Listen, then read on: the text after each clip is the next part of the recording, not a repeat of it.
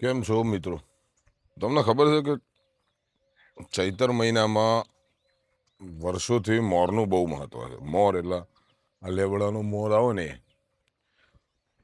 જૂના લોકો ગઢિયા એવું કહેતા કે ભાઈ ચૈતર મહિનામાં તમે મોરનું પાણી પીઓ તો 12 મહિના તાવ કે કશું તકલીફ થતી નહીં.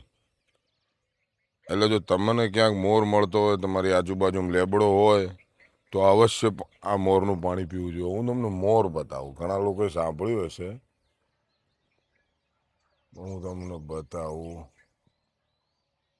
આ એ જે આ વ્હાઈટ જે દેખાય, આ વ્હાઈટ જે ફૂલ જેવું દેખાય ને એ મોર છે. એ મોરનું પાણી પીવાના બહુ ફાયદા છે.